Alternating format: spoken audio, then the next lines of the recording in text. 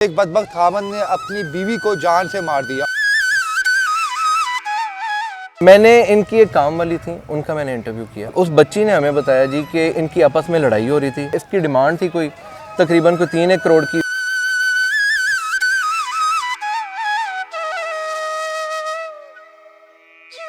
इन्होंने अपनी बेटी को एक हैवल गाड़ी दी थी, ये घर दिया था। उसके बावजूद उसका जैसे कहना पंजाबी में कि मच ना ठंडा होया, उसकी लालच ना पूरी हुई। उन्होंने पकड़ के उसको शीशे से या किसी तेज आला धार से उसको जो है ख़त्म कर।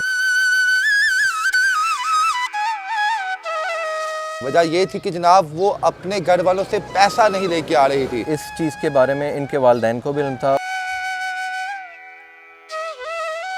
जो उस बच्ची की कंडीशन थी वो ज़ाहिरी बात है, हमने हमेशा जानवर को इसी हालत में देखा। इस्माइल का जो भाई है उसकी एक बीवी है, उसने अपनी बीवी को भी जहर दिया था और वो बच्ची कुदरती अल्लाह ताला के करम से वो बच्ची बच गई।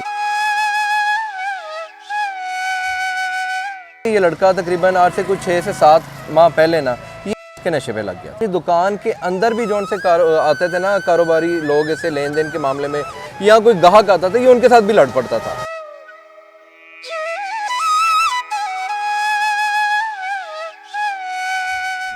जी अस्सलाम वालेकुम नाज़रीन, मैं हूं आपका मेज़बान इर्तज़ा भट्ट। इस वक्त मैं लाहौर के इलाके शादमान में मौजूद हूं और यहां पर एक दिलहराश वाक़या पेश आया है। सोशल मीडिया पे आप देख रहे होंगे कि एक बदबख्त खामन ने अपनी बीवी को जान से मार दिया और बड़ी बेदर्दी से मारा है। वजह क्या थी? वजह ये थी कि जनाब वो अपने घर वालों से पैसा नहीं लेके आ रही थी।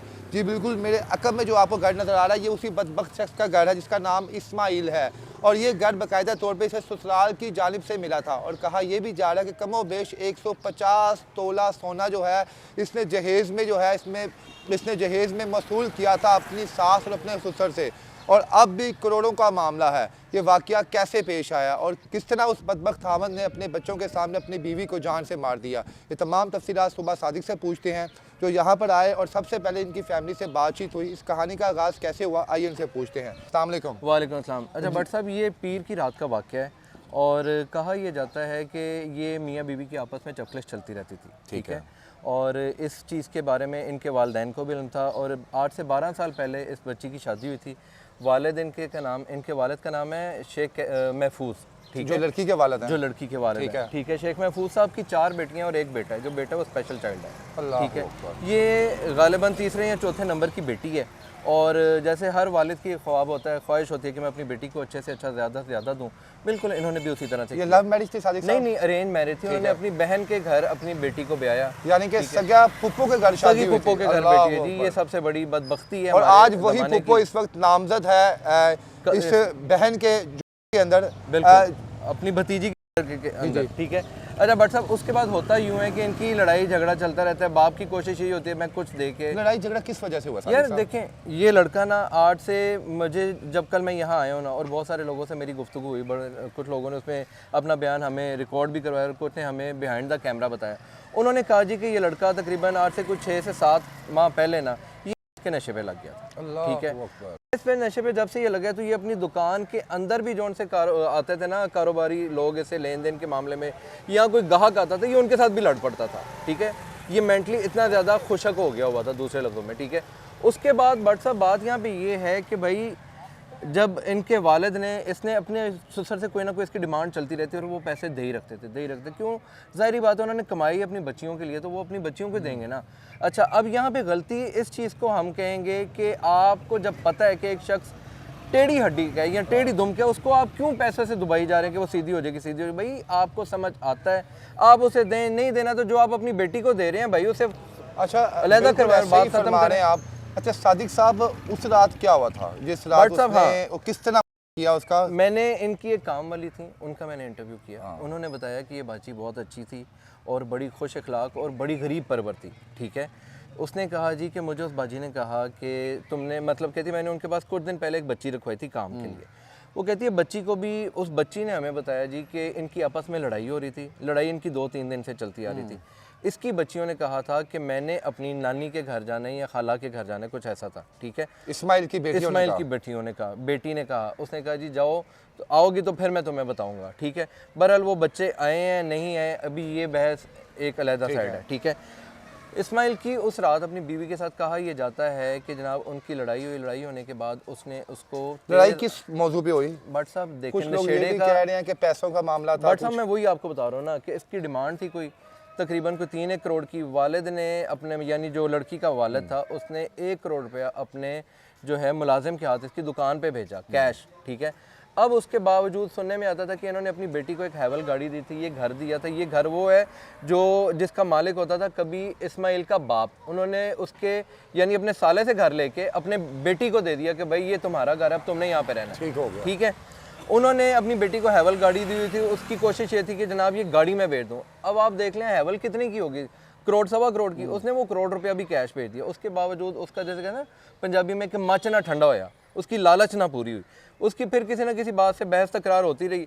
एट द एंड सुनने में ये आता है जनाब कि उन्होंने पकड़ के उसको शीशे से या किसी तेज़ आला धार से उसको जो है ख़त्म कर दिया। किस तरह, कहाँ, गले पे फेरा उसको? गले पे। आपने वो शायद, मैं आपको तस्वीर आपको भी आई है, आप मीडिया से ताल्लुक़ रखते हैं, तो वो तस्वीरें जो हैं वो इस तरह से हैं कि वो उसके मतलब गले पे उन्होंने तेज़ आला धार मारा, उसके बाद वो चली गई। अच्छा, उसके बाद हुआ यूँ कि इसने ये इसको प्लांट करना चाहा कि जी मैं इसको एक डकैती का नाम दे देता हूँ।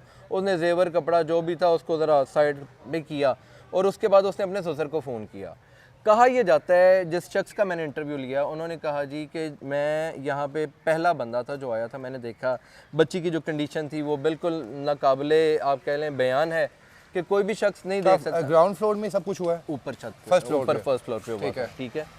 और उसके बाद उन्होंने कहा जी कि जो उस बच्ची की कंडीशन थी वो जाहिर बात है हमने हमेशा जानवर को इसी हालत में देखे और इंसान तो बहुत बड़ी, अल्लाह ताला माफ़ करे, यानी कि जिस तरह जानवर ज़िबा हुआ था उस तरह इस लड़की को किया गया था, ठीक है।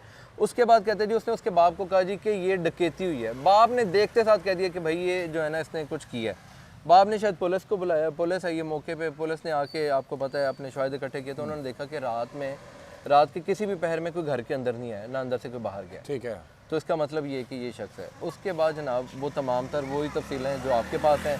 बट सर मैं ख़ास तौर पे यहाँ पे उन वालिदैन से कहूँगा, हम खुद बेटियों वाले, बहनों वाले हैं, बच्चियों वाले हैं, यार अगर आपकी बेटी को कोई बंदा मुसलसल मार रहे ना तो आपको चाहिए कि आप उसका फैसला ले लें, बजाय इसके कि कल को वो सानिया ज़ारा की तरह या इसी तरह से कोई। अच्छा सुबह सादिक साहब, आप चूँकि एक चीज़ कवर कर रहे हैं इस केस की, उसके वालिद साहब क्या कोई बिजनेसमैन थे, कौन थे जहाँ पर इतना पैसा कि 150 तोला सोना दिया गया, उसके बाद हर डिमांड पर 1 करोड़ रुपया, कभी 2 करोड़ रुपया दिया गया, कौन है उनके वालिद साहब के बारे में? अच्छा मैं आपको मज़ेदारी की बात बताऊं, मैं अभी तक उनसे फेस टू फेस नहीं मिला। मैंने इनके बारे में जो कुछ इन्फॉर्मेशन मैंने इकट्ठी की है, उन्होंने कहा जी कि नहायत गरीब परवर इंसान थे, ठीक है, ये हर बंदे का ख्याल रखने वाले शख्स हैं, ठीक है।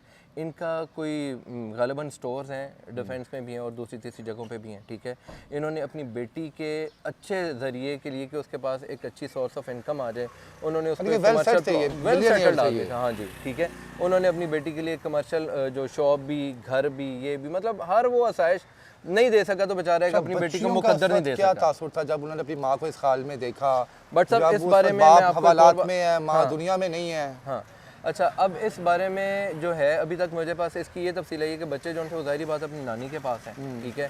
वालिद उसके जो 2 चचा लगते हैं इस्माइल के, और उसकी जो वालिदा है वो ज़ेर हिरासत है। उन्हें क्यों लिया गया हिरासत में? क्या वो भी साथ यहाँ पर मौजूद थे? ये सारे के सारे एक थे। एक और चीज़ उस शख्स ने मुझे बताई कि इस्माइल का जो भाई है उसकी एक बीवी है, उसने अपनी बीवी को भी जहर दिया था और वो बच्ची कुदरती अल्लाह ताला के करम से वो बच्ची बच गई। यानी इसके इस्माइल के भाई ने भी ऐसे किया हुआ है, अपनी बीवी को मारा हुआ है। हाँ, यानी ये खानदानी जो है, ये भी ऑन रिकॉर्ड है। बंदे ने ये बात बताई है मेरे अपने इंटरव्यू में। उसने कहा जी कि इनका एक चाचू है, इस्माइल का या इन साहब का एक चाचू है जिनकी बेटी इनके घर थी और इन्होंने उनको भी जहर पिलाने की कोशिश की।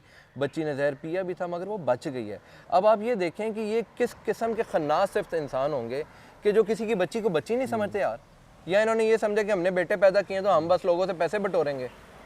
बट सर मुझे एक चीज़ की समझ नहीं आती है, आप भी इस तरह के कई केस आपने भी कवर किए होंगे, हमेशा हम ये क्यों देखते हैं या क्यों सुनने में आता है जी बंदे ने तैश में आके बीवी को मार दिया। ये क्यों नहीं सुनने में आता कि भाई बंदे ने तैश में आके पैसा ज्यादा कमा लिया, एक दिहाड़ी अच्छी लगा ली, बीवी को कोई अच्छी चीजें दे दी। लेकिन जो कहानी का दूसरा रुख भी आ रहा है सादिक साहब, उसमें ये भी आ रहा है कि सुनने में आया, जो सोशल मीडिया पे रूमर्स चल रहे हैं कि बीवी बड़ी बदज़बान थी, उनकी लड़ाई हुई आपस में, उसको ताने देती थी, कुछ उस दिन भी घर में लड़ाई हुई, गुस्से में आ गए। एक लम्हे के लिए ये सोच लें ये सब कुछ हो रहा था। हाँ, एक लम्हे के लिए ये सोच लें ये सब कुछ हो रहा था। तलाक का हक भी हमारे दीन में ही है, बेशक, तो भाई तुम छोड़ दो।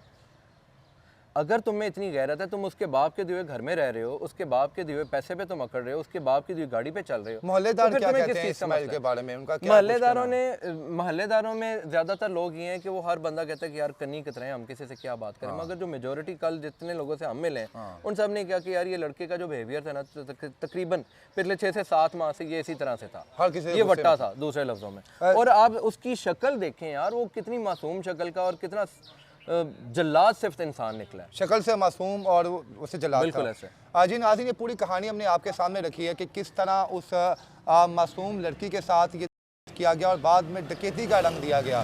इस वक्त वो चारों मुल्ज़मान जो हैं पुलिस की हिरासत में हैं, जिसमें इस्माइल जो उसके साथ 2 भाई और उसकी सास। हम चाहते हैं जनाब कि इनके साथ भी वैसा ही हो जैसे इस हमारी बहन के साथ किया गया है रात की तारीकी में। उम्मीद है कि जनाब ये केस CCTV देखेगी और बाकायदा तौर पे इनके साथ भी वही सुनने को मिलेगा जो हमारी इस बहन के साथ हुआ है। इसके साथ ही मुझे इजाज़त दें। अल्लाह हाफ़िज़।